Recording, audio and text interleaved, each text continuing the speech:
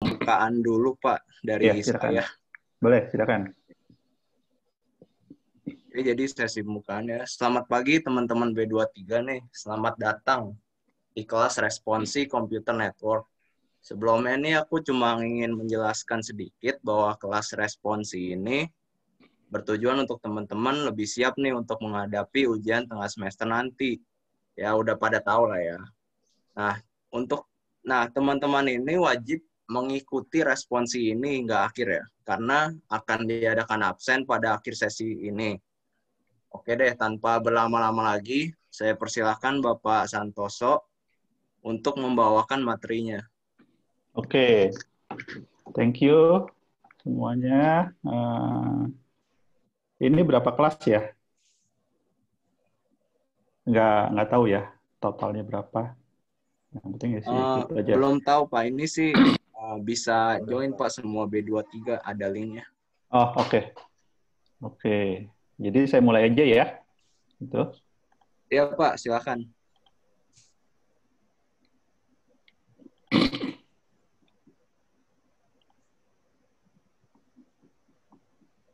Oke. Nanti ada yang record kan ya? Ya Pak, David Eko itu sudah record Pak. Oke. Oke. Nah, ini saya akan coba review aja poin-poin penting yang berhubungan dengan nanti UTS kalian gitu ya. Karena ini fokusnya ke UTS ya. Oke.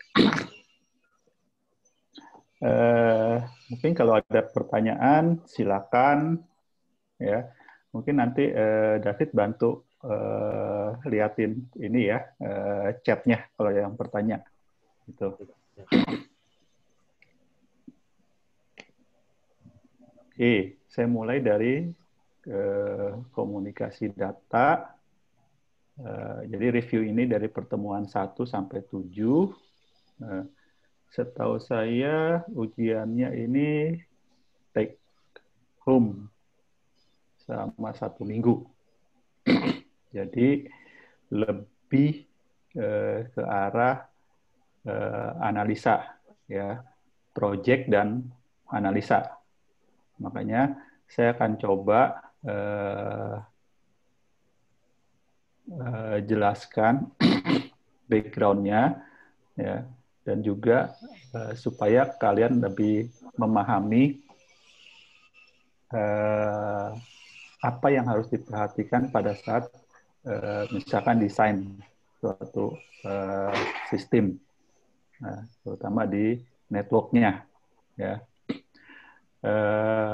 Perhitungan untuk desain lebih banyak di IP address dan subnetting, pengelompokan IP address. Tapi itu nanti akan berhubungan juga dengan yang lain, ya, dengan layer 1, layer 2, layer 3. Jadi untuk ini saya akan jelaskan mulai dari awal sampai nanti di layer 3 sampai ke routing. Oke, komunikasi, komponen komunikasi ini secara umum adalah ada 5. Ya, sorry. Ada 5, yaitu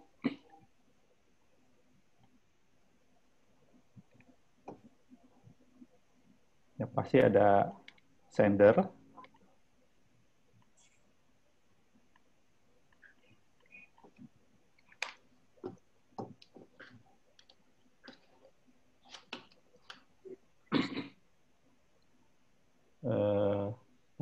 ada receiver,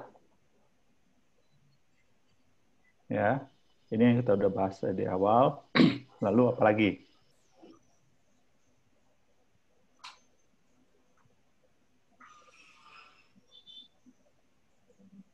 3, 4, 5. Nanti kalian lihat lagi sendiri ya. Yang pasti ada medianya. Oh. Ya. Kemudian protokol, aturan-aturannya. Ini semua. Kurang 1, nah nanti 1 kalian yang cari. Norma Ya, apa iki? betul. Lalu switching. Teknik Oh iya iya switching, iya, data. teknik switching ini intinya adalah bagaimana suatu data bergerak dari X ke Y, tapi di tengah-tengahnya ada misalkan A1, A2, ya. Pergerakannya seperti apa, ya. Jadi harus lewat mana saja. Apakah nanti bisa lewat A3, ya, langsung seperti ini. Nah, ini masuk ke dalam teknik switching. Ini teknik switching ini masih di level layer satunya nanti, layer 1 dan layer 2. Ya. Jadi konsepnya adalah mengkomunikasikan antara sender dengan receiver, menghubungkan sender dengan receiver melalui media, menggunakan protokol-protokol tertentu, ya, dan melalui eh, alat atau device-device. Ya. Ini yang akan kita bahas, yang akan dibahas detail di networking. Yang utama ini. Nah, untuk aturannya, protokolnya, biasanya kita mengambil, secara umum itu mengambil OSI layer. Ya. Sekarang banyak sudah beralih lagi ke OSI layer yang sebelumnya dulu di TCP IP. Ya. Sekarang lebih ke OSI layer karena layering-nya lebih lengkap. Ya. Dulu TCP/IP, penggunaannya TCP/IP yang hanya 5 layer, karena dari sisi media, dari sisi device masih terbatas. Contohnya prosesor masih terbatas speed-nya, memori masih terbatas. Jadi supaya cepat, kita di TCP/IP ini ada beberapa layer yang dipangkas atau dihilangkan. Contohnya adalah layer presentation, session, ya. Ini di TCP/IP dihilangkan, ya. Dalam arti hilangkan dalam arti sini adalah tidak tidak perlu harus ada. Saya ulang, tidak perlu harus ada, tapi bisa diadakan dan dimasukkan di layer application, layer ini. Ya, masuk di layer application ini. Tuh, di OSI layer-nya. Nah, saya akan fokusnya di OSI layer-nya, ya. Layer yang akan kita bahas di awal ini, ya, 3 layer, ya, physical, data link, dan network. Nanti di luar yang atas ini, ya, 3 ini, ya. Physical itu berhubungan dengan media, ya. Kita tahu media itu nanti ada guided dan unguided. Guided sendiri banyak variasinya, unguided juga banyak variasinya. Ya. Lalu fungsi dari physical ini adalah transmit bits over medium. Jadi dia bertugas mentransmit bit, yaitu data terkecil, bit, ya, melewati medium, media, baik guided maupun unguided, di mana dia mengatur juga mechanical dan electrical specification. Apa sih mechanical? Mekaniknya, artinya adalah ukurannya, kayak soketnya. RJ45 tuh ukurannya seperti apa? Itu diatur di physical layer. Ya. Konektor fiber seperti apa? Itu diatur di physical layer. Lalu RJ45 WTP ya, kabel UTP tebalnya harus berapa, listrik yang mengalir maksimum berapa ampere, minimum berapa ampere. Ini elektrikalnya. Itu di physical dibahas itu semua secara detail. Ya.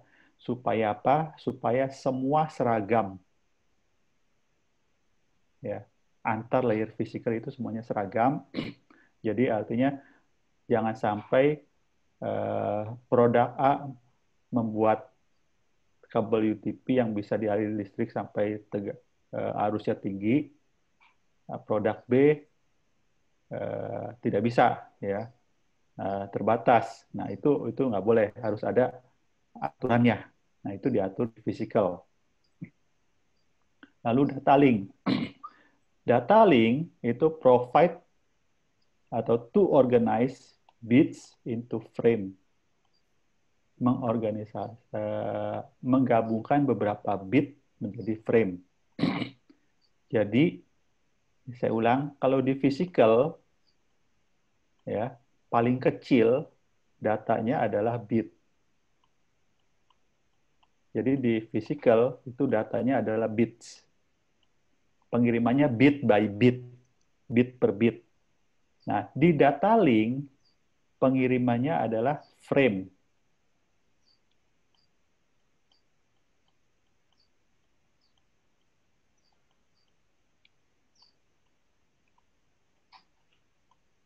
Ya. Jadi dikirimnya adalah frame by frame. Jadi kalau istilahnya adalah physical, speed-nya berapa sih? Sekian bit per second. Itu physical. Ya, kalau data link, hitungannya adalah frame per second. Jadi kalau di switch itu biasa hitungannya berapa frame per second speed-nya switch. Ya. Ini layer 2. Dan dia provide hop-to-hop delivery. Nanti saya akan jelaskan hop-to-hop-nya. Ya. Apa sih yang dimaksud dengan hop-to-hop? Ya. Jadi ada dua fungsi yang utama. Membuat frame dari bit dan hop-to-hop delivery. Oke. Nah, layer 3 network ya, itu adalah paket. Ini frame.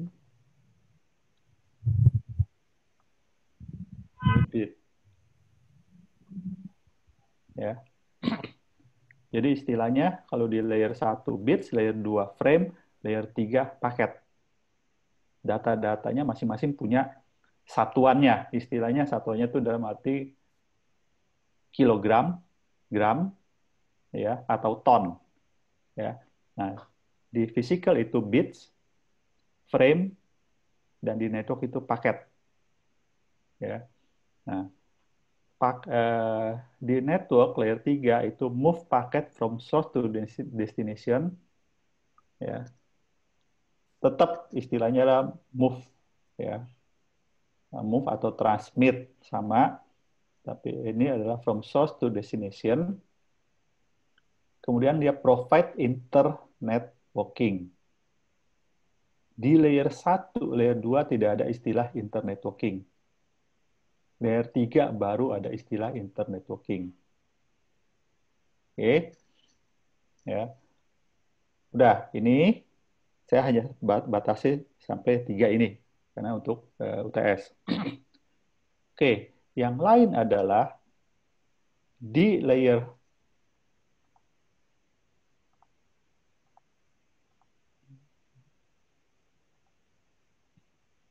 di layer 2 atau data link itu kita kenal dengan MAC address. Di layer 3 kita kenal dengan IP address. MAC address ini physical. Ya. Kalian nanti cari tahu lagi detailnya, ya, berapa jumlah bitnya. Alamat MAC ini. Ya, pembagiannya seperti apa. Kalau IP kan totalnya adalah kalau IP versi 4 Totalnya adalah 32 bit dibagi dalam 4 oktet. Ya. Nah, MAC address juga sama dibagi dalam berapa bits. Pembagiannya seperti apa? Ya. Pembagiannya seperti apa?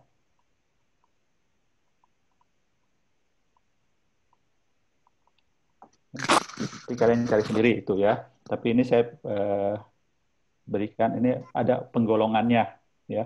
Termasuk di dalamnya biasanya kalau Mac ini ada kode khusus untuk manufacturer. Misalkan TP-Link, dia ada kodenya. Artinya device ini dibuat oleh TP-Link. Dia kodenya ada masuk dalam MAC address ini. TP-Link, kemudian D-Link, Cisco, Huawei, dan sebagainya. Ini semua MAC address-nya akan tercatat, akan punya kode-kode untuk masing-masing perusahaan tersebut yang buat device ini. Ya. Jadi jumlah bitsnya berapa, ini yang kalian harus cari lagi. Ya, itu. Oke, ini hubungannya dengan OSI layer. Nah, ini saya lewatin karena hubungannya dengan TCP/IP. Utamanya adalah begini, ya. Oh iya, sebelum saya lupa, kenapa dibentuk dalam layer? Ya, kenapa dibentuk dalam layer aturan ini? Ya, sederhana saja, ya.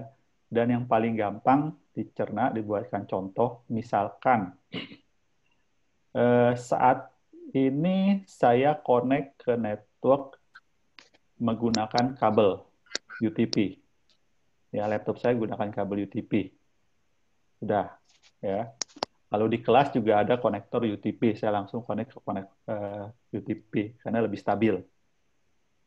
Ya. Jadi layer satunya menggunakan guided.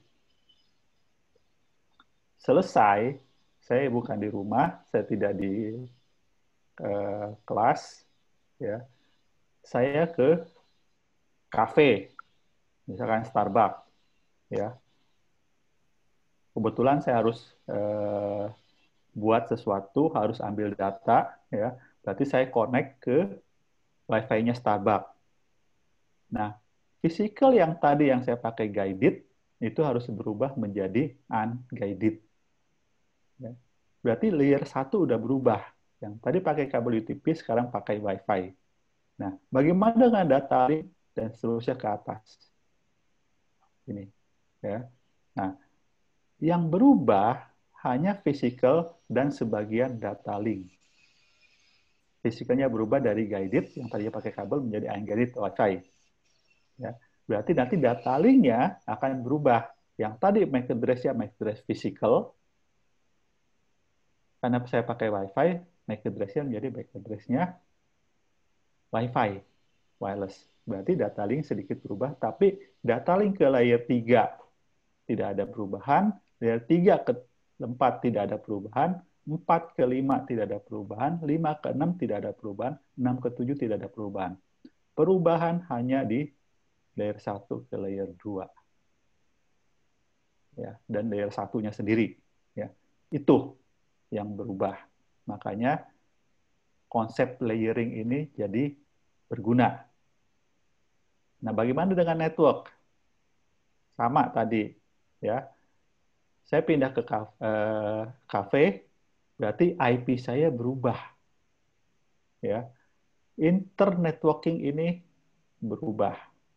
Kalau saya di rumah pakai networking rumah, kalau di kampus pakai networking kampus, kalau di kafe pakai networknya kafe. Berarti yang berubah adalah ini, layer 3. Misalkan layer 1 saya tetap pakai Wi-Fi, baik di rumah maupun di kampus, maupun di kafe. Tetap semua pakai Wi-Fi. Ya, smartphone lah misalkan, kan semua pakai Wi-Fi, nggak ada kabel UTP. Ya. 1 ke 2 nggak ada perubahan. Ya. 2 ke 3, nah di sini kan ada perubahan nggak? MAC address-nya tetap, berarti nggak ada perubahan. Hanya di 3 yang berubah nantinya, yaitu internetworking. IP-nya yang berubah. Saat saya di rumah, IP-nya grup sekian, subnet sekian. Kalau di kampus, subnetnya berapa. Di cafe, wifi-nya beda lagi, ya, IP-nya. Nah, jadi yang berubah hanya di sisi network, malahan itu. Nah, itu konsep layering. Ini juga penting nih, konsep layering-nya. Ya. Tuh. Nah, ini sedikit lebih detail, ya. Apa itu hop to hop? Ya. Apa itu source to destination? Layer 3 kan source to destination.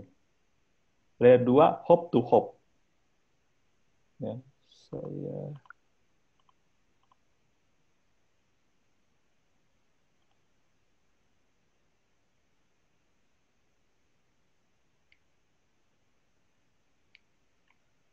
source to destination.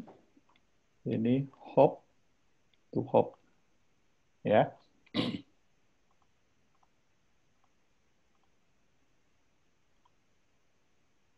Oke. Layer 3 adalah source to destination. Source-nya adalah A, destination-nya adalah B. Ini, ya. Dari A ke B. Ini layer 3. Ya. Lupakan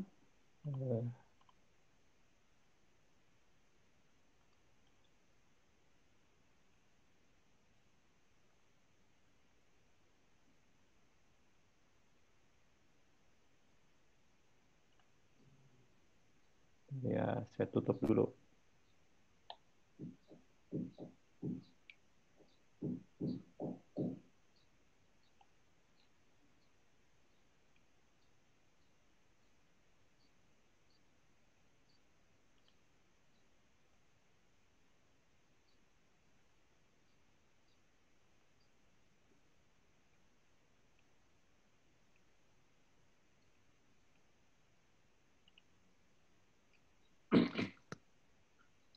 Oke, connect dari layer A in ke B, ya. Misalkan saya mau browsing ke Binus Maya. Oke. Nah, kita hanya lihat di layer 3, 2, dan 1. Ya. Tadi di layer 3, saya punya IP A akan menuju ke IP B. Ya. Ingat, layer 3 network yang dikenal adalah IP. Ya. Dari IP A ke IP B, device A ke device B. Ya. Misalkan dari IP 192 10 50 10 ke IP 202 10 50 50. Oke, ini ya, IP-nya ini. Oke. Nah, di layer 3 lewat ke sini. Ya. Ternyata ya, ini IP ini ya dengan slash 24 network address-nya berapa?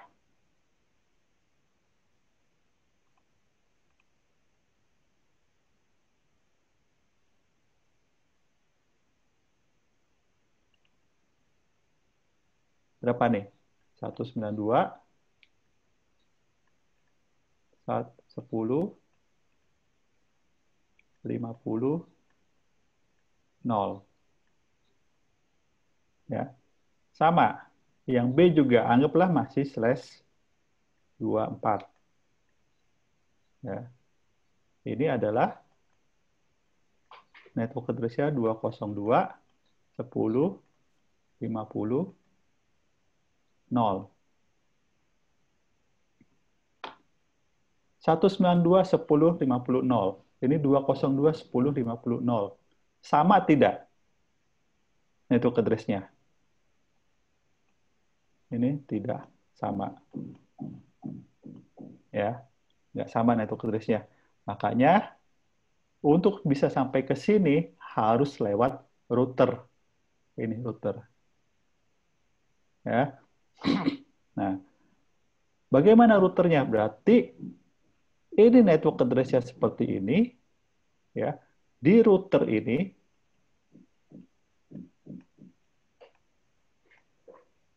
supaya bisa connect ke sini, di area yang sebelah sini, routernya harus memiliki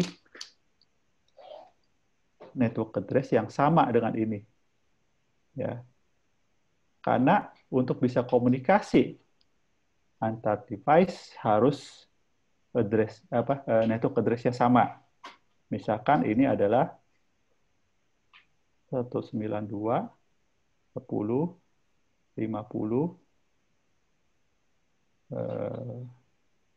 1. Ya. 192, 10, 51. Ini 192, 10, 50, 10. Jadi kan berarti dalam satu network nih. Oke, ini dalam satu network. Sehingga bisa data bisa ngalir ke sini. Ya. Kalau switch di sini, ini tidak bisa langsung ke sini karena network address-nya beda. Ya. Maka perlu router. Nah, router akan melakukan seperti ini. Nanti dari sisi router dia akan transfer ke titik ini. Gue juga Ya. masih bebayang ya. Ah, Kalau gue yang gue pikirin adalah pakai switch, ada switcher.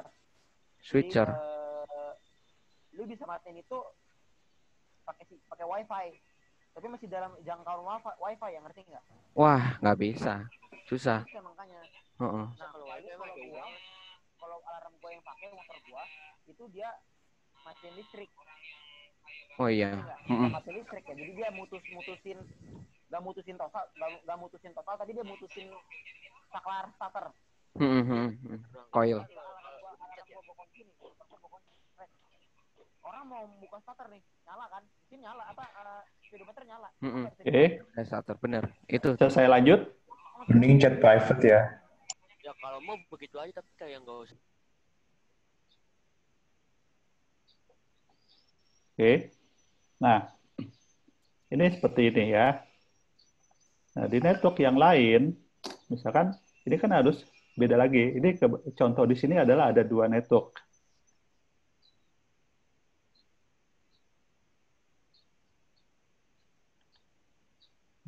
Misalkan ini 10, 50, 10, 1. Ya. Yang ini 10, 50, 10, 2. Ya, ini. Ya. Berarti ini langsung komunikasi nih ke sini. Ya. Nah, baru yang berikutnya ini. Ini IP-nya adalah 202, 10, 50, 1. Ini bisa langsung ke sini karena IP ini adalah 50, 50. Ini 51. Ini. Ya. Sehingga dari sisi aplikasi IP hanya tahu dari 10.50.0 ke 202, 10.50.0. Ini networknya ke sini. Dari IP 192, 10.50.10 ke 202, 10.50.50 ke sini. Ya. Dari network address 192, 10.50.0 ke network address 202, 10.50.0. Nah, layer 3 mengatur kalau dari address ini ke address ini, ternyata harus lewatin dua router ini. Itu tugasnya layer 3 network dengan melakukan ini. Ya. Routing, ini istilahnya routing. Berarti dari 192.10.50.0 routing ke bentar,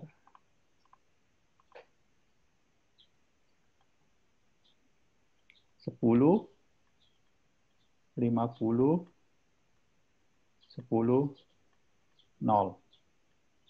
Ya.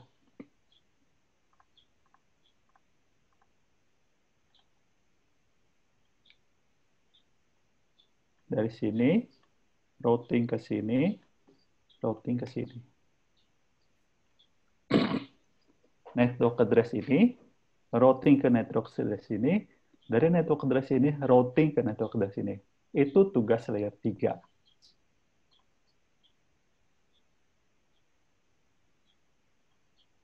Oke. Dengan proses seperti ini. Nah, di layer 2, makanya di layer 2 yang dikenal adalah MAC address-nya. MAC address. Ya. Berarti device ini punya MAC address, device ini punya MAC address,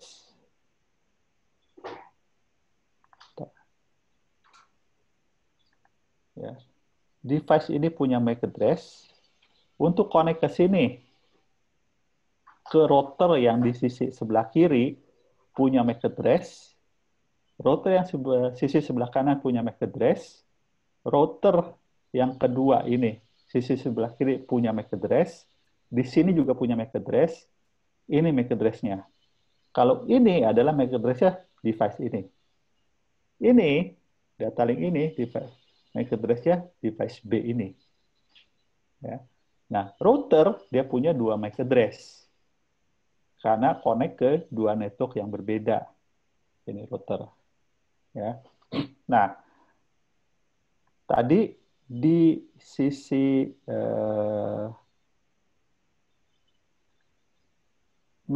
layer 2, MAC address, itu ada istilah hop to hop delivery. Ya, hop to hop delivery. Apa sih hop to hop delivery? Dari device ini, hop ke sini. Satu hop. Dari device ini, hop lompat ke sini. Ini satu hop. Dari device ini, hop ke device ini. Ya, seperti itu. Ya. Jadi dari MAC address ini ke MAC address ini, dari MAC address ini ke MAC address yang sebelah sini, dari MAC address ini ke MAC address ini. Hop to hop delivery-nya seperti itu. Ya. Jadi hanya mengenal, yang bergerak adalah dari alamat MAC address. Ya. Kalau di layer 3, saya ulang lagi, yang dikenal adalah alamat IP address. Ya. Sehingga kita bisa lihat dari IP address ini, source ke IP address destination. Nah, di layer 2, karena hop to hop, jadi dari satu device ke device berikutnya, ke device berikutnya, ke device berikutnya. Ya. Jadi ada lompatannya. Ya. Nah, secara praktek, biasanya hop to hop delivery ini kita bisa cek dengan menggunakan tracer.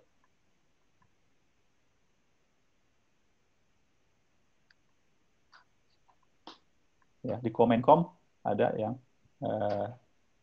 istilahnya kita komennya adalah tracer. Ya. Di situ akan kelihatan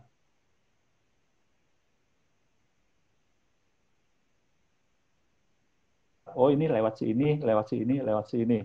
Jadi akan kelihatan lewat IP sekian, lewat IP sekian, lewat IP sekian. Itu akan terlihat menggunakan tracer ini.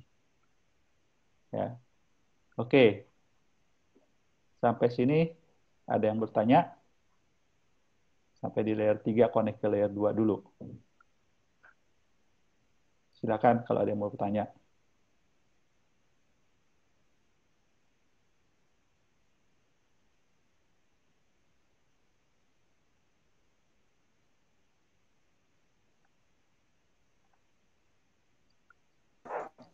Lanjut, Pak. Oke. Untuk di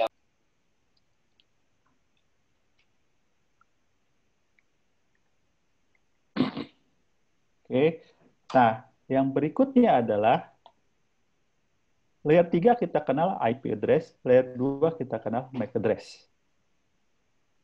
Ya.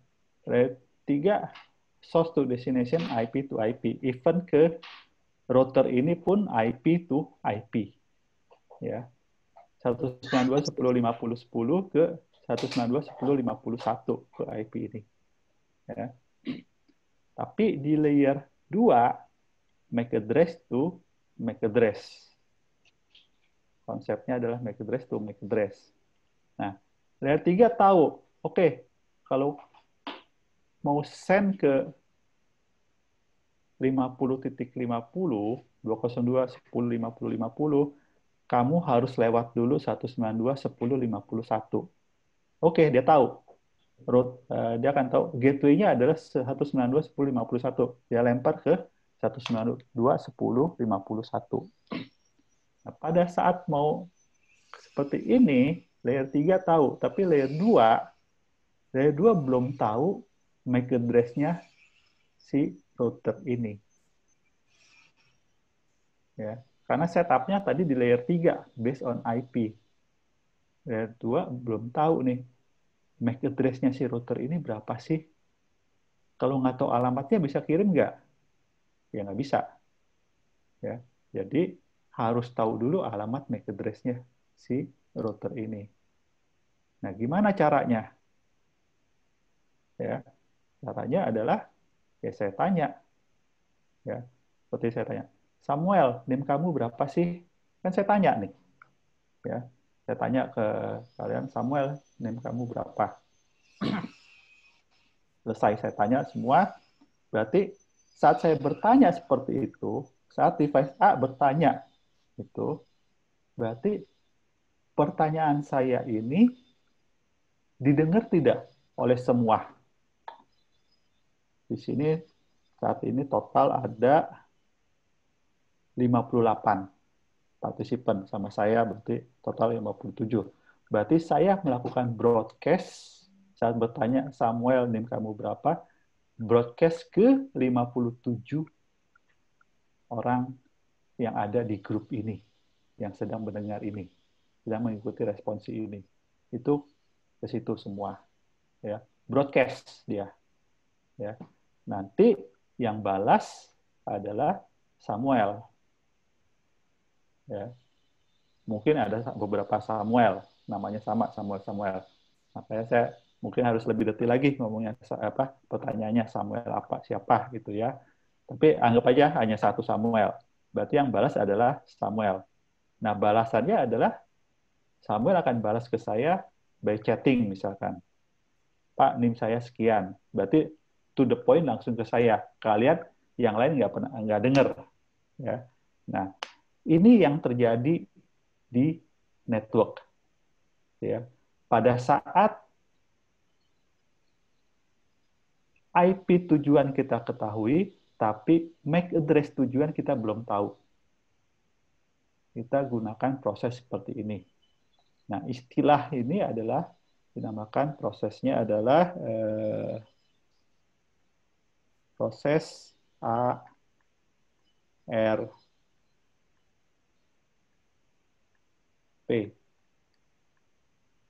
Ya. Address Resolution Protocol. Itu proses untuk meminta MAC address destination ya, saat IP address-nya sudah tahu. Ya, saya ulang.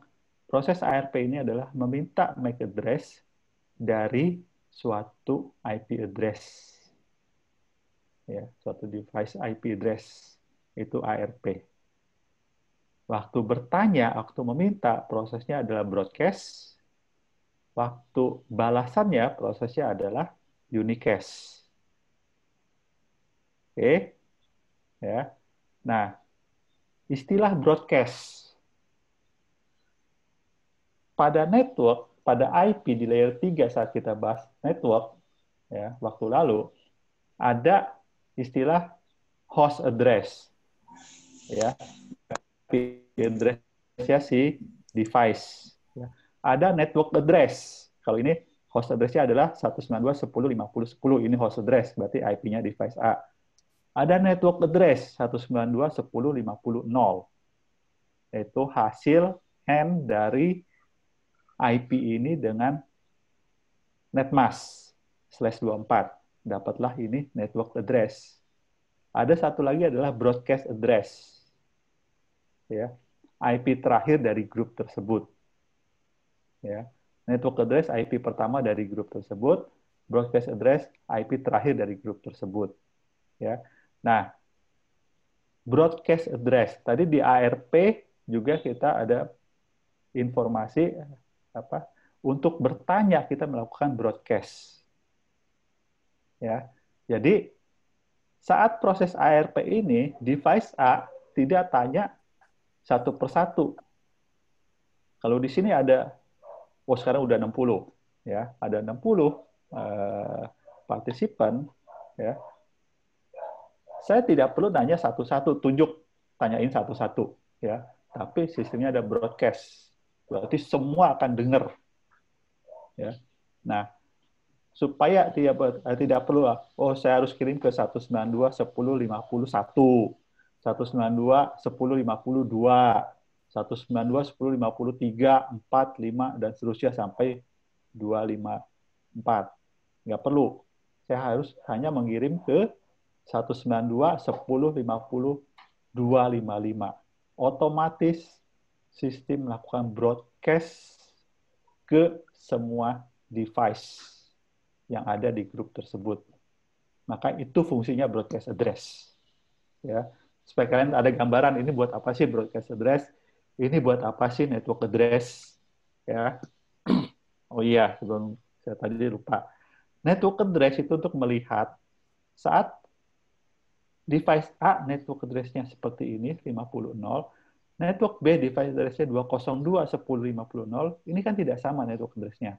Berarti router harus mengambil alih, menganalisa kalau dari 192.10.50.0 mau ke 202.10.50.0 harus lewat mana ya?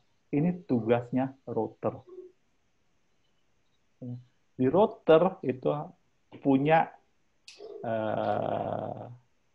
aturan-aturan untuk melihat ini semua, ya, untuk mengatur ini semua. Itu tugasnya di router. Oke, ini ARP.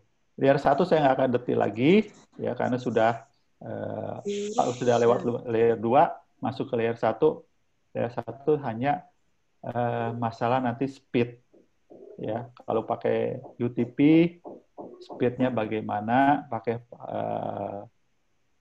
fiber seperti apa, pakai wireless seperti apa, pakai satelit bagaimana, ya, speednya, lalu reliable-nya, ya. Biasanya kalau pakai WiFi nanti suka speed-nya turun naik, ya. Interference-nya seperti apa, pengaruh interference di media guided maupun unguided itu di physical, ya. Tapi masalah addressing itu di layer 2 dan layer 3. Oke. Ya. Nah, layer 1 ini tadi overall keseluruhannya. Sedikit lebih detail, di layer 1 kita bahas mengenai media, guided dan unguided. Ya. Topologi, star, bus, tree, ring, dan mesh. Ini. Ya. Lalu, tadi physical address. Ya, 112. Kemudian, hubungannya antara media dengan topologi. Ya, gunakan star. Kalau star, medianya seperti apa? Lalu bus, medianya seperti apa? Ya. Nah, ini yang penting. Ya, terkadang misperception. Hub connecting device, ya, itu ada hub, ada switch, terakhir itu router.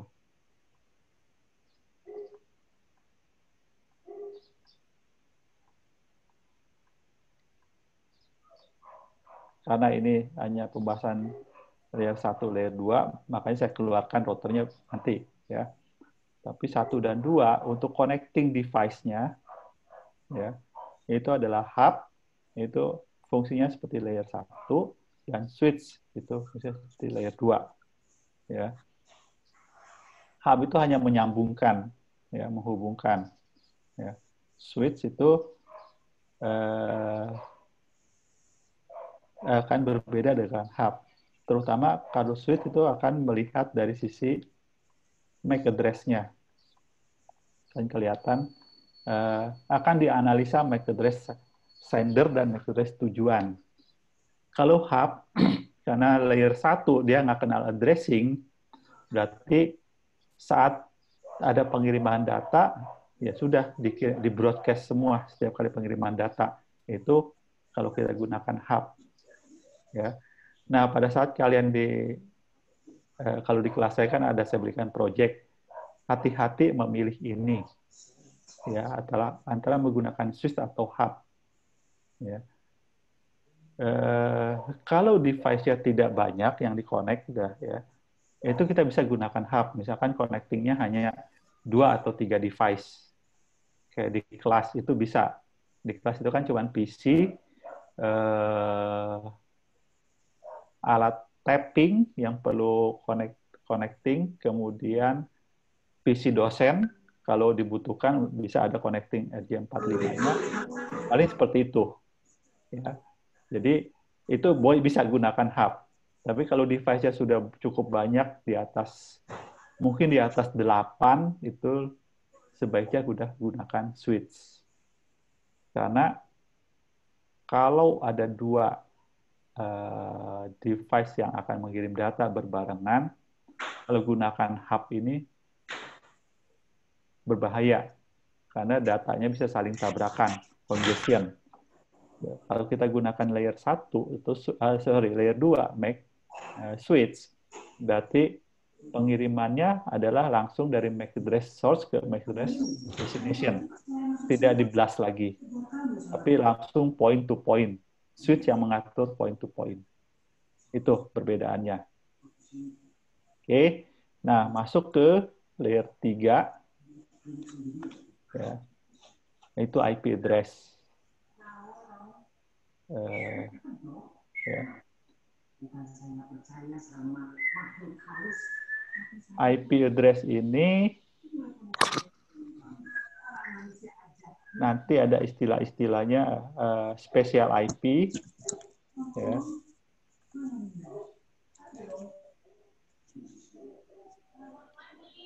(127.001) ada network address, ya, atau biasa disebut network ID, broadcast address, gateway, private, ya, IP private, IP public, ya, ini. Selain kelas A, kelas B, kelas C. Ya. Ingat kemarin yang membedakan adalah net ID dan host ID. Ya.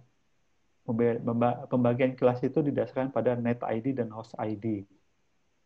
Kelas A net ID-nya 8 bit, host ID-nya 24. Kelas B net ID-nya 16 bit, 8 plus 8, host ID-nya 16 bit. Kelas C, net ID-nya 24 bit, host ID-nya 8 bit. Apa sih net ID, host ID?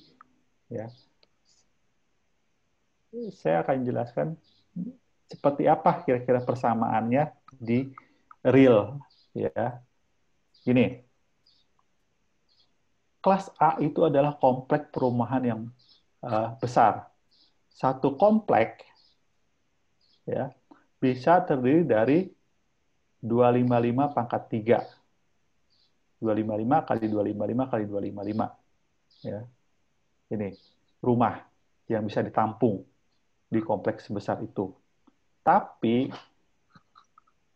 karena kompleksnya besar, ya, total kompleks itu maksimum hanya dari nomor 0 sampai 127. Hanya 128 kompleks. Ya, hanya 128 kompleks perumahan. Ini sangat besar karena satu kompleksnya ada 255 pangkat 3. Ya, sangat-sangat luas. Ya. Seperti itu. Nah, tapi dengan lahan yang sama luasnya seperti yang A, saya bisa membangun kompleks yang lebih banyak. Kompleksnya lebih banyak nih. Ya, karena dua blok ini. Tapi resikonya, kalau kompleksnya lebih banyak, berarti lahan per kompleksnya ukurannya akan lebih kecil. Berarti jumlah rumah dalam satu kompleks menjadi lebih kecil. Jadi host ID-nya jadi lebih kecil nih. Ya. Nah, kompleks C lebih banyak lagi nih. Saya mau bikin kompleksnya tuh kecil-kecil. Ya, klaster yang kecil-kecil nih. Klaster-klaster kecil-kecil. Ya, karena klaster kecil-kecil berarti jumlah rumah dalam satu klaster itu lebih sedikit lagi. Tapi jumlah klasternya banyak. Ya. Ini kira-kira pembagiannya. Ya. Nah, pembagian ini sebenarnya dibutuhkan apa sih? Untuk apa sih? Ini, ya. Kalau rumahnya besar ini, ya, area yang kelas A, jumlahnya besar, banyak.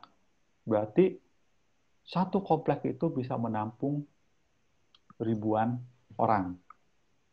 Kalau kelas B lebih kecil. Kelas C lebih kecil lagi. Ya. Tapi lebih secure mana? Berarti lebih secure yang kecil ini kan. Kompleksnya kecil, setiap kompleks ada satu satpam, ini lebih secure. Kalau ada apa-apa, yang kena hanya satu kompleks, yang lebih sedikit orangnya. Nah, kalau yang A ini, karena kompleksnya besar, kalau ada problem, kompleks ini akan kena. Ya. Contohnya, kalau di sisi network, kalau ada yang broadcast, ya, broadcast-nya kemana? 255, 255, 255. Berarti sebanyak 255 pangkat 3 device akan ke broadcast. Kalau yang broadcast itu adalah virus, berarti 255 pangkat 3 device akan kena virus berbarengan. Ya. Beda dengan kelas C. Kelas C, satu kompleks atau satu network atau satu grup besarnya hanya 255 host atau device.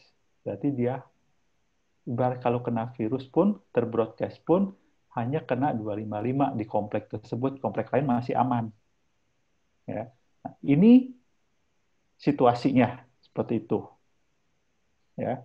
Jadi pembagian kelas ini didasarkan pada net ID dan host ID, intinya adalah kita menjaga supaya host ID-nya bisa kecil dalam satu grup. Ya. Itu. Ya. Grouping kelas adalah seperti itu. Tapi ya, ini semua ini biasa dikenal dengan nama kelas full addressing. Ya. Nanti ada juga dikenal dengan nama classless addressing. Nah, classless ini berarti pembagian kelas ini udah nggak ada lagi. Ya. Nanti di classless ini kita kenal dengan istilahnya adalah /24 dan seterusnya. Ya. Nah, dengan classless, hubungannya dengan classless atau mappingnya dengan classless, sebenarnya classless ini adalah pengembangan dari yang sudah ada di sini. Tapi nantinya dia lebih fleksibel karena nggak ada kelasnya. Ya. Namun, tetap masih maintain konsep yang classful. Artinya apa? Kalau IP dimulai dari kepala 0 sampai 127, itu kelas A. Ya. Classless-nya adalah /8. Default-nya seperti ini. Jadi kalau kita tidak berikan kata-kata informasi slash atau netnya, subnet mask di sebuah IP address, ya, itu dianggap default. Ya. Misalkan 10.5.5.5, berarti dia /8. Karena 10 di sini. Range-nya 0 sampai 127. Lalu kalau 190.10.10.10, berarti range-nya masuk kelas B. Itu /16. 192.108.10.10. 192 berarti di kelas C. /24. Ya.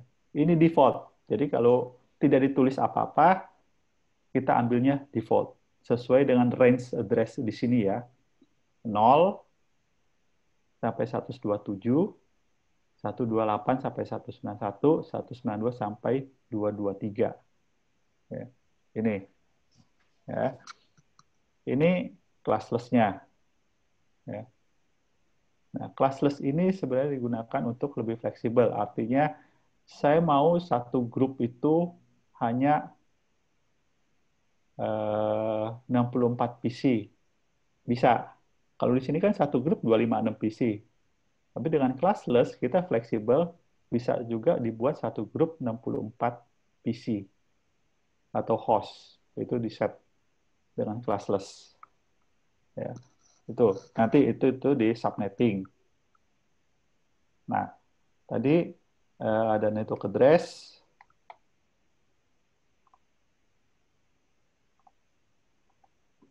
Oke. Network address. Network address itu alamat pertama dari suatu grup. Kalau di ini adalah ketua kelas lah, ya. Itu ketua kelasnya. Subnet address atau CIDR ini adalah mask, penanda. Ya. Mask atau penanda itu yang menggambarkan porsi network dan porsi host. Ya. Ntar saya berikan coret-coretannya. Lalu ada host address. Jadi ada network address, subnet address, dan host address.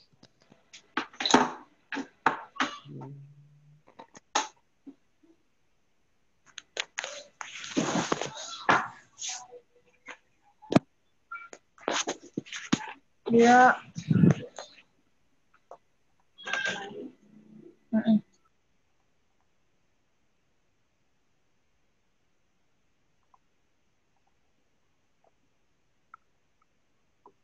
Oke.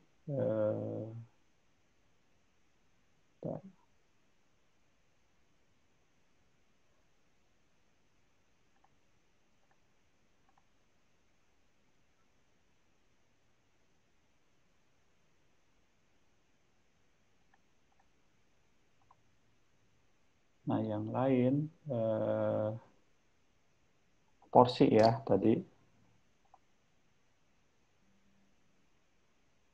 Misalkan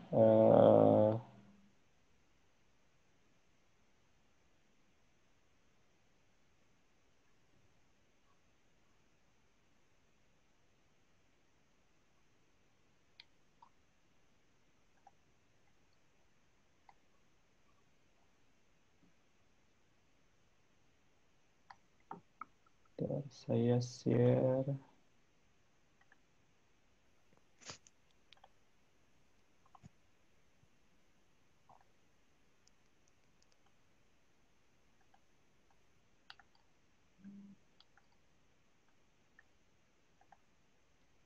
Ini ya.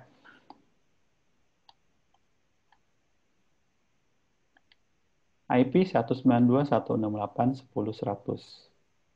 Excel saya udah tampil ya? Ya, Kak. Sudah ya? Oke. Ya. Ini saya buat /24. Slash 24 itu ini adalah 0. Ya.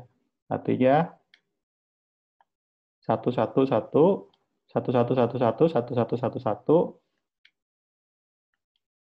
8 16 24. Ini slash 24. Ya. Perhatikan ini IP. Ya.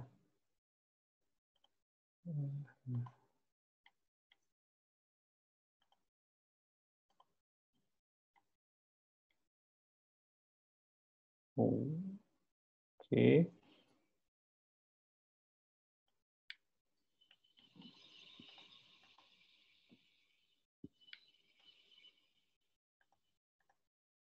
Ya. Ini IP, yang ini adalah netmask-nya. Ya, slash 24-nya. Ya. Yang semuanya satu, ini adalah porsi network. Porsi network. Saya ulang, ini adalah porsi networknya. 0, ini adalah porsi hostnya. Maka jumlah hostnya adalah dari 0000, 0000 sampai 1111, 1111. 0 sampai 255. Bisa bergeser di sini.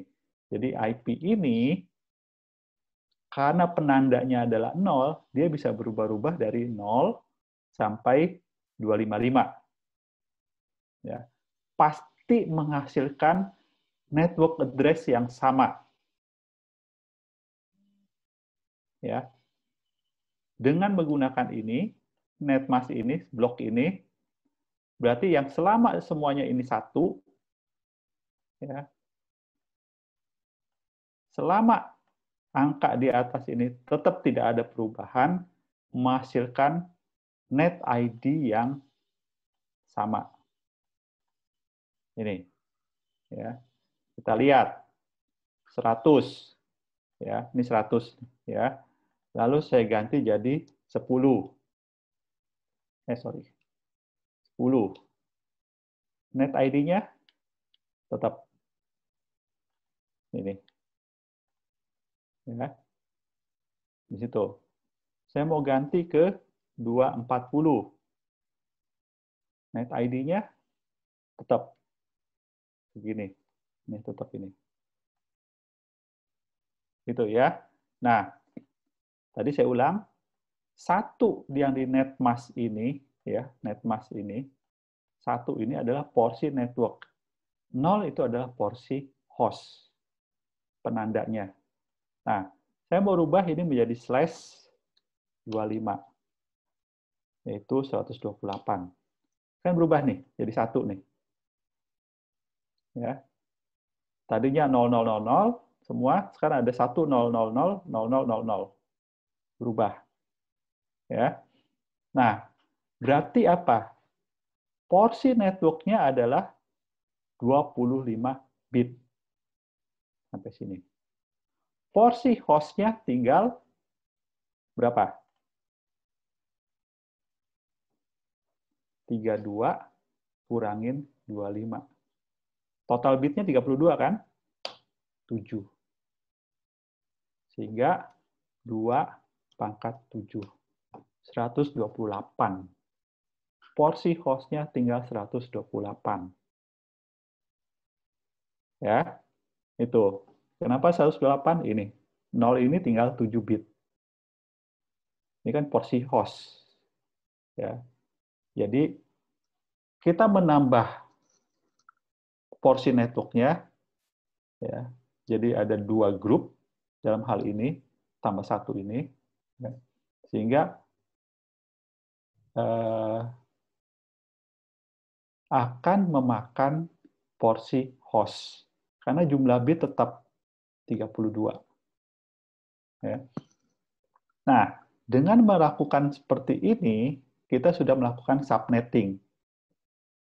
Ya, yaitu yang tadinya default-nya adalah slash 24, 192 ini kan harusnya adalah netmask-nya adalah slash 24. Nah, default-nya slash 24, tapi sekarang kita rubah jadi slash 25. Makanya ini disebut dengan subnetting. Ya. Nah, dari mana sih kita tahu ini udah melakukan subnetting? Lihat. Kalau tadi dari 0 sampai 24, dari kita coba 10, 20, 80, 240, net ID-nya 192.168.10.0. Ya. Sekarang kita lihat. Kalau IP-nya 10, dengan net mask-nya 2555.255.128 atau /25, net ID-nya segini. 192.168.10.0.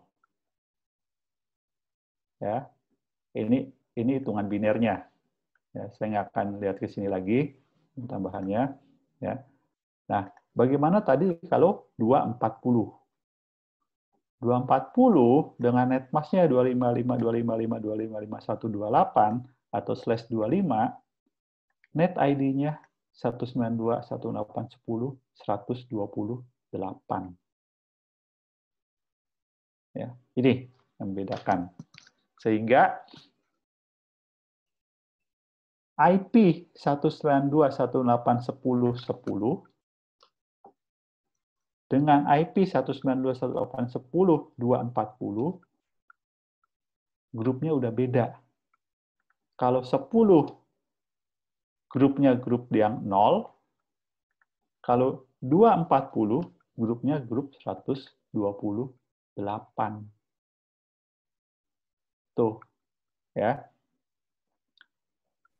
Jadi sudah melakukan subnetting. Mau bagi menjadi ada 2 grup. Kalau mau 3 grup gimana? Simple. Bisa nggak 3 grup? Nggak bisa. Harus kelipatan 2. 1 grup, 2 grup, 4, 8, 16, 32, dan seterusnya. Ya. Kalau 192, nah, berubah kan ininya? Jadi 11. Ya. Berarti jadi /26. Lihat, ada tambahan lagi nih. Net ID-nya. Bukan 0128, tapi ada lagi 192. Karena tadi totalnya akan ada 4 grup.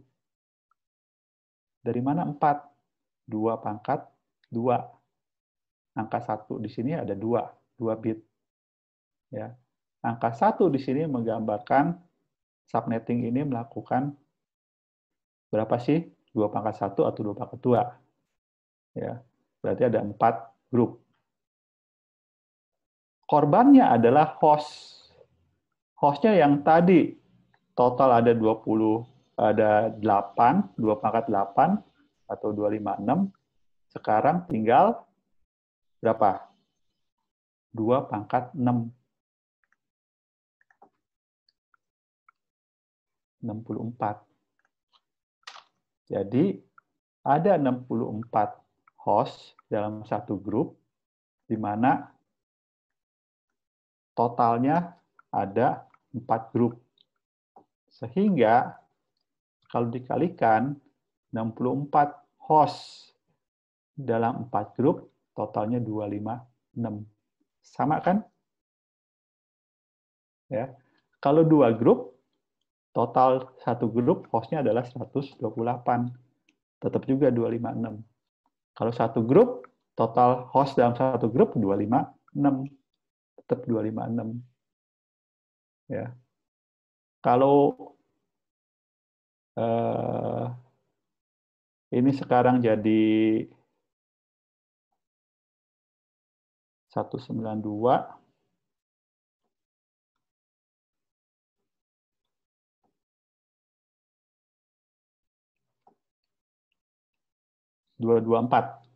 atau /27. Ya. Lihat di sini. Ada 3 bit yang 1.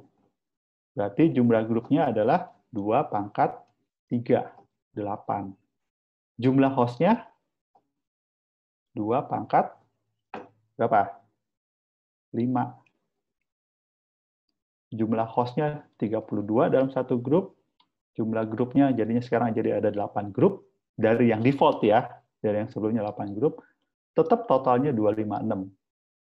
Jadi selama kita pilih kelas C, kita bisa lakukan subnetting kelas C, berarti kita melakukan grouping yang lebih kecil dari default yang 256 ini. Ya, itu. Oke. Ya, ini subnetting. Ya. Oke, saya stop dulu. Berarti saya balik lagi ke sini. Oke. Nah, VLSM. VLSM ini sebenarnya adalah kalau secara default ya, kelas C dibagi 4 grup masing-masing 64, 64, 64, 64. Ya, default kita nggak bisa apa-apa. Tadi kalau kelas full, subnetting kelas full.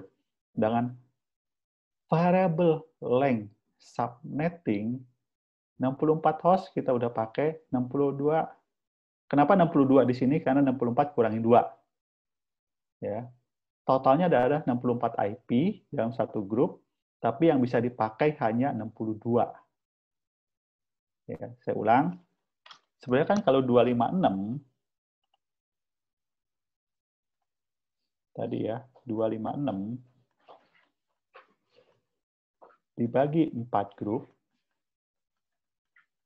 masing-masing akan 64 host. Ya. 64 ini kita harus kurangi 2. Kenapa 2? Karena yang pertama adalah sebagai network address. Ini udah nggak boleh dipakai. Yang lain adalah sebagai broadcast. Pak, Ya, berarti setiap grupnya itu punya network address sendiri ya, Pak? betul. Punya network address dan punya broadcast address sendiri-sendiri. Tuh, ya. Udah ngerti itu, ya. Nah, satu hal yang perlu diperhatikan begitu dengan subnetting seperti ini, ya, baik kelas full maupun classless, ya. Perhatikan, tadi kalau kelas C totalnya adalah 256.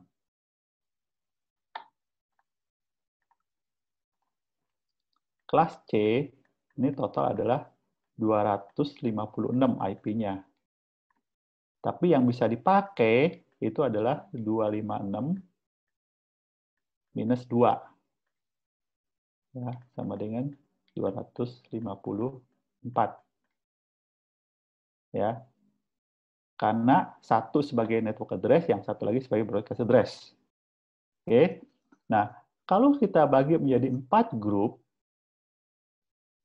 berarti karena setiap grup harus punya network address dan broadcast address, berarti kita akan punya 4 buah network address dan 4 buah broadcast address. 4 network address plus 4 broadcast address. Berarti 8 IP tidak bisa kita pakai.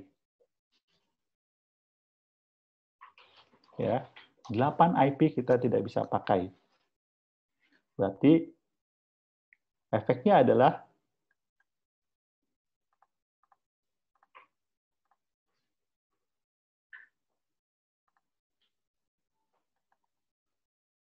dua, 5, 6 kurang 8.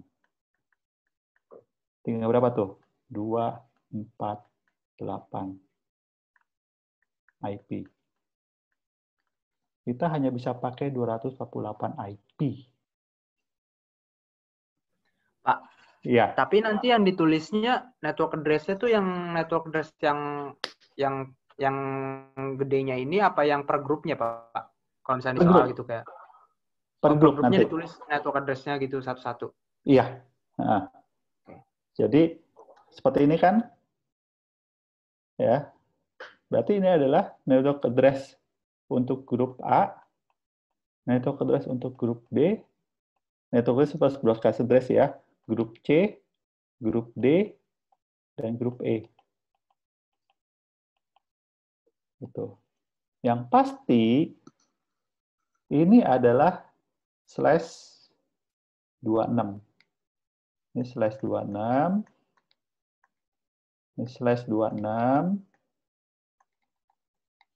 /26. Ini beda IP-nya ntar nih. Ya. Ini adalah /27. Ini /27. Ini. Ya. Seperti ini. Jadi ada 1, 2, 3, 4, ada 5 grup. 3 grup /26. Maksimum berarti total hostnya bisa 262. 2 grup /27, total hostnya maksimal 30. Ya. Nah, IP-nya kalian harus set. Misalkan IP-nya adalah, kalau yang pertama berarti 192.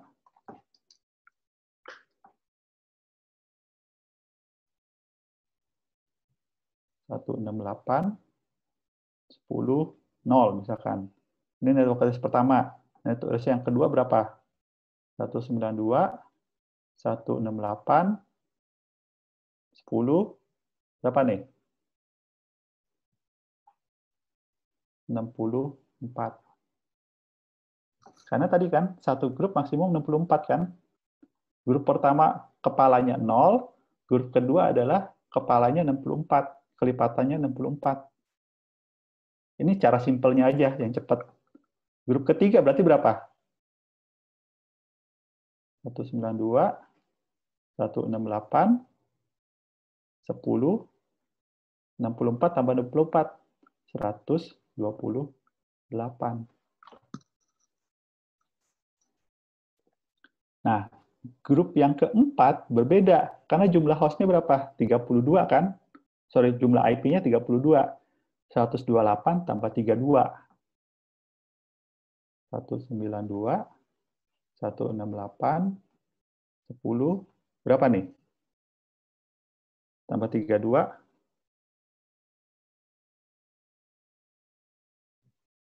160 ya? 60. Iya, 160. 160. Ini grup ke D. Net ID-nya segini. Grup yang ke E, kelima, 192, 168, 10, 192. Ya. Ingat, network address di sini yang pasti adalah harus dalam bentuk kelipatan 2222. Bisa 0, 8, yang berikutnya bisa 8, ya, bisa kelipatan 16, bisa 32, kayak gini kan. 64 plus 64, bisa 128 plus 32, ya, bisa aja nanti 168 plus 16. Kalau dia slash-nya adalah /28. Itu. Ya. Nah, ini kan network address nih semua. Broadcast address-nya berapa?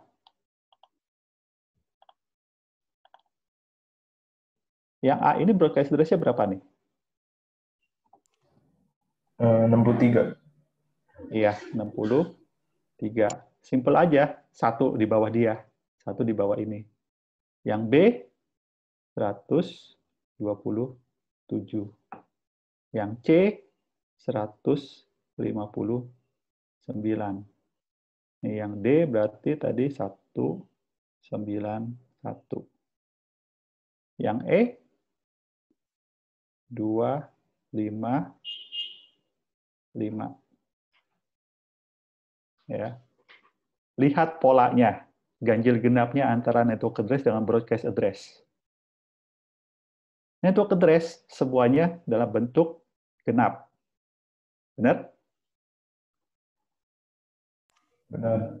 Broadcast itu ganjil IP-nya. 63.127.159 itu. Ya. Nah, kenapa? Karena secara biner, namanya broadcast itu adalah hostnya kita, porsi hostnya kita berikan 1.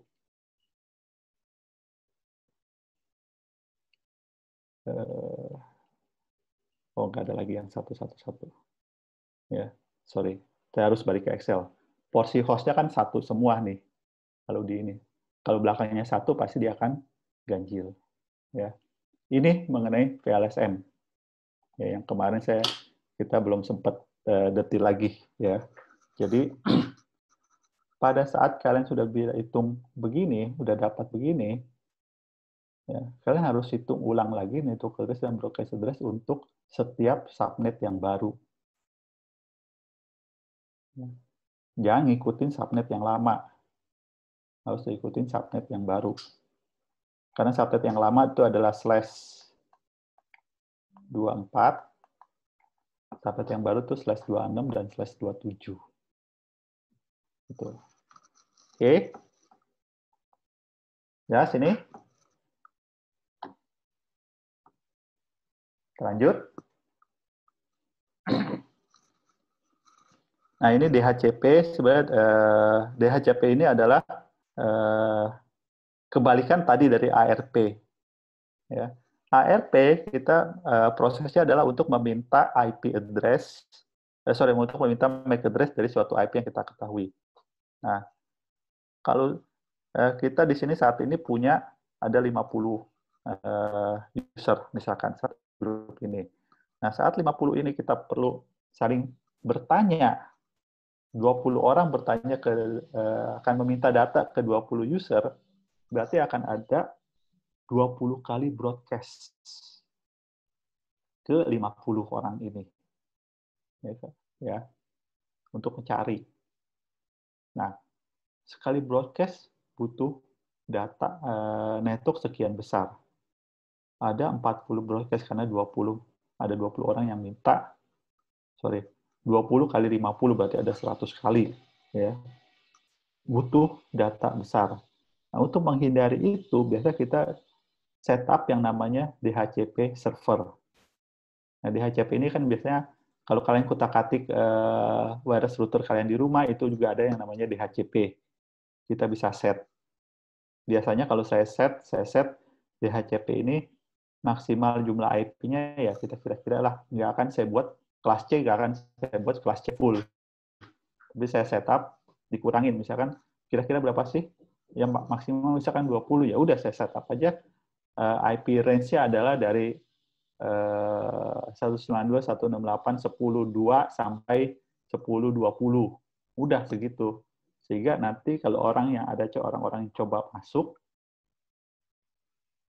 nggak bisa banyak, maksimal cuma 20 orang yang bisa masuk.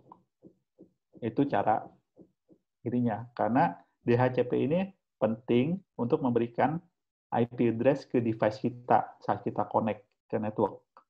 Saya ulang.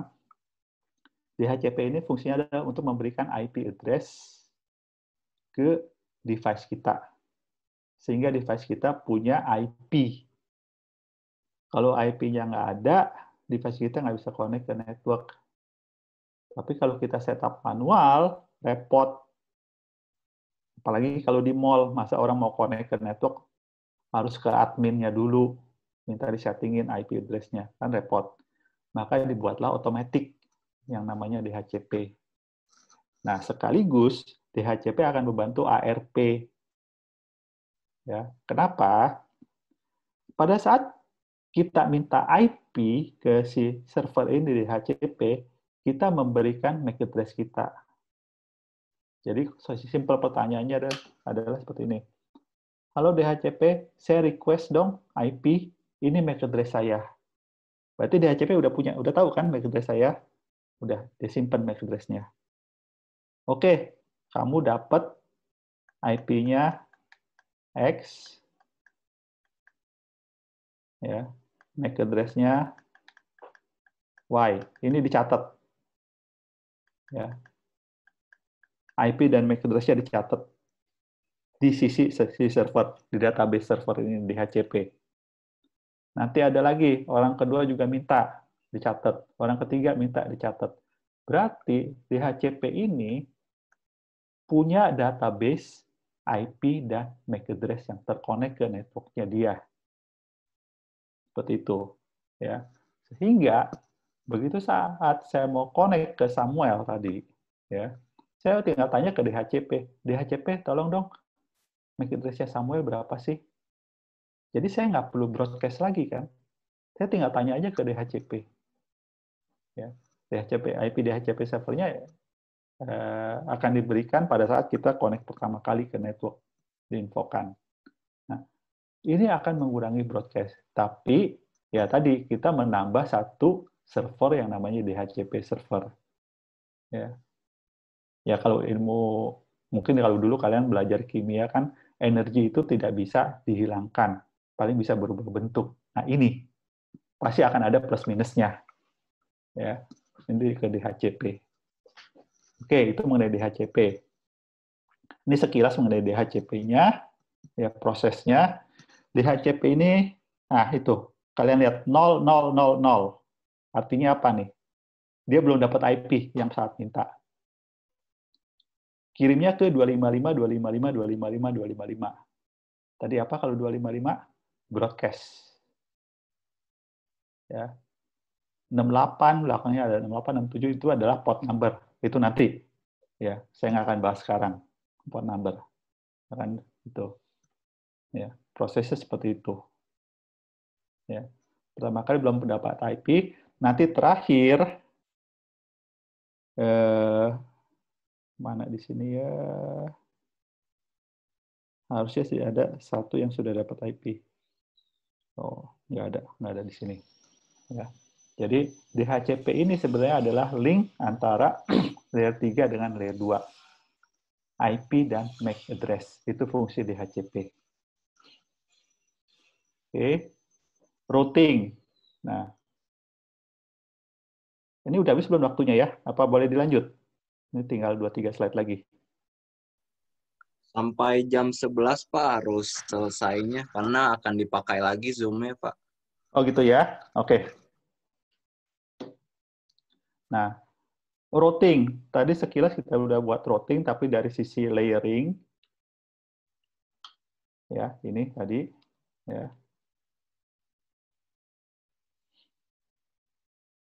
Nah, ini. Routing, ya. Kalian kenal yang namanya ini?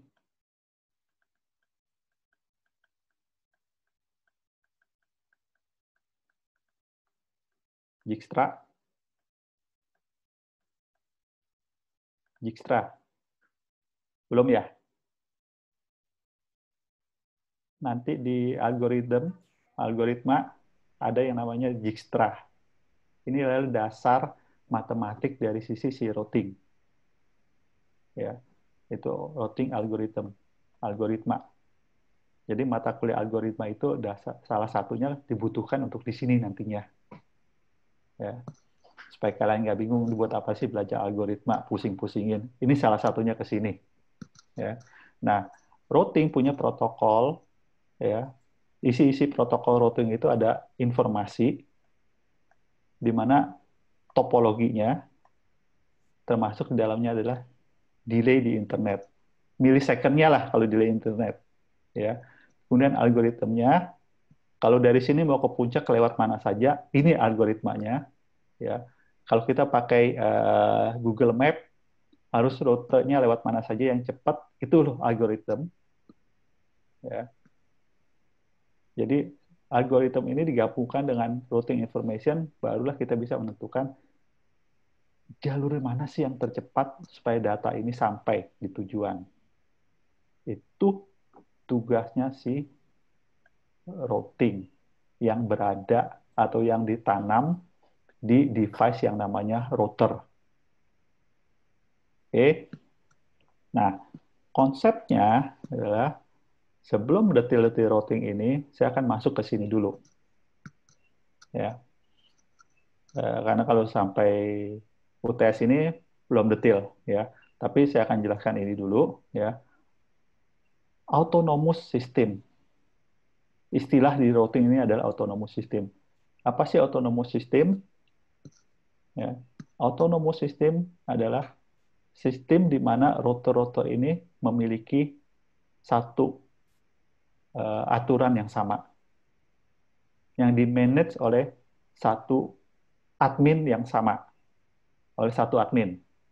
Misalkan ini autonomous system si A, perusahaan A, ini perusahaan B, ini perusahaan C, ini perusahaan D. Masing-masing admin memaintain routingnya sendiri-sendiri. Jadi router-router yang di dalam ini, yang warna merah ini, itu dimaintain oleh si A. Yang di dalam ini dimaintain oleh si B. Yang di dalam ini dimaintain oleh si C. Yang di dalam ini dimaintain oleh si D. Ini masing-masing. Ya. Nah, padahal kan antara perusahaan A dengan perusahaan B ingin komunikasi. Dengan C ingin komunikasi. Dengan D ingin komunikasi. Gimana caranya? Harus punya routing yang antar autonomous. Jadi ada dua nih. Ada routing yang di dalam autonomous masing-masing, aturannya. Ada aturan routing antar autonomous. Supaya bisa saling nyambung di A ke B lewat garis putus-putus ini. A ke C lewat garis putus-putus via B. A mau ke D lewat garis yang putus-putus ini via B dan C. Inilah dunia internet yang saat ini terbentuk. Jadi data tersebut tidak langsung ke kita. Ya, misalkan Bimai ke kita ke Bimai langsung, tapi enggak. Dia melewati beberapa autonomous system. Bayangkan kalau dari sini mesti ke Amerika, apakah kita tarik kabel sendiri? Enggak kan? Masing-masing sewa ke autonomous atau perusahaan-perusahaan yang berbeda-beda supaya bisa saling nyambung. Itu. Ya, itu autonomous. Nah, ada aturannya, protokolnya, ya. Ada IRP, Interior Routing Protocol, atau Interior Gateway Protocol. Nah, ini hanya beroperasi di dalam satu autonomous. Satu lagi adalah ERP, Exterior Routing Protocol. Ini beroperasi antar autonomous. Ya. IRP di internal, ERP untuk eksternal. Jadi, saya balik ke sini. Untuk komunikasi dari sini ke sini, antara router ini ke router ini, IRP atau ERP? IRP, Pak. IRP. Ya. A ingin ke C, berarti lewat yang putus-putus ini.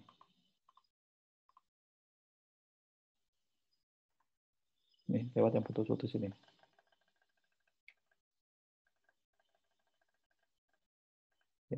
Ini adalah ERP.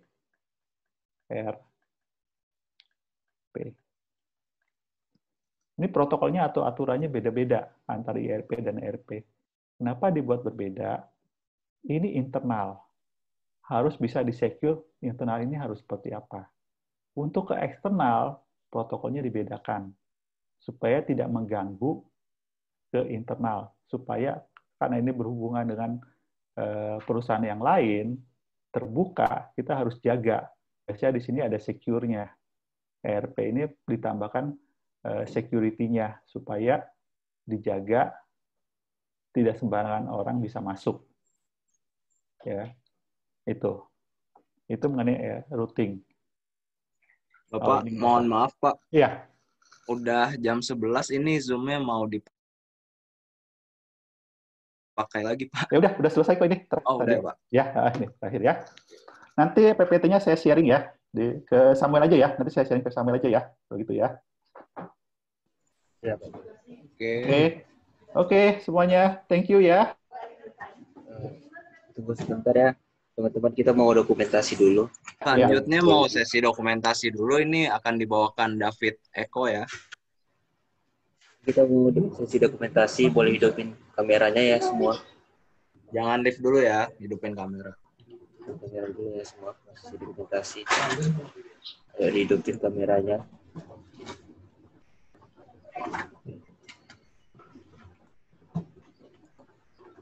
Ayo, saya hidupin.